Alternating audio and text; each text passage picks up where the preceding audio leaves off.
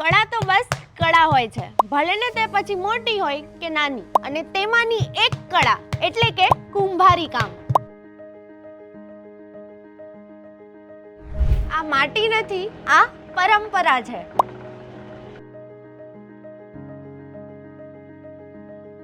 અને તે માટીથી, હાથની મહેનતથી અને દિલની લાગણીઓ સાથે બને છે આ માટલું.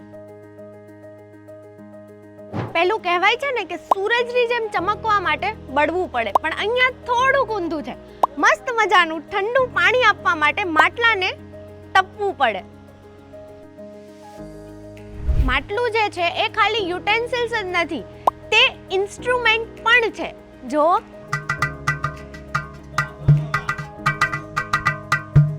ચાલો તો આપણે આરબી ન્યૂઝના માધ્યમથી જાણીએ કે કુંભારી કામ અસલમાં હોય છે શું. આપણે 3 પ્રકારની માટી આવે છે, એક લાલ, કાળી, પીળી. એને બનીરા દ્વારા ગારવામાં નાખવામાં આવે છે. તે પછી રબડું થઈ જાય પછી કુંડીમાં જાય છે. કુંડીમાં 3-4 દિવસ સુકાય પછી એના ડગરા પાડવામાં આવે છે. તે પછી માટી ઉપાડીને પદમિલમાં નાખવામાં આવે છે. તે પછી પદમિલમાંથી માટી પીલાય અને લોંદો થાય, એનું પિંડલો કરી અને ચાકડા પર લઈ જવામાં આવે છે. પછી ચાકડામાં મૂકી અને એના જુદા જુદા શેપ બનાવવામાં આવે છે. ગોરો, માટલીના, તાવડી, કોળિયા, રામૈયા, કુયડી, આ બધી પ્રકારની વસ્તુ બનવામાં આવે છે. અહીંયાથી બની જાય પછી એને ઘડવામાં આવે છે. સુકાઈ જાય થોડીક એટલે ઘડવામાં આવે છે. ઘડ્યા બાદ એને લાલ ગેરું બનાવવામાં આવે છે. ગેરું બનાવ્યા બાદ એને બહાર કાઢવામાં આવે, ભઠ્ઠે ગોઠવવામાં આવે. પછી ગોઠવા બાદ એને ટેમ્પરેચર લેવામાં આવે, 600-700 ડિગ્રી પાકી જાય.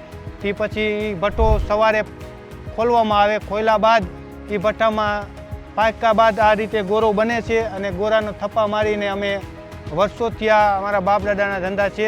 4 પેઢી 5 પેઢીથી અમે બનાવી છીએ. મારા બાપા બનાવતા, મારા છોકરાઓ પણ એમાં જ છે. આ રીતે અમે બનાવી છીએ માટીના વાસણ.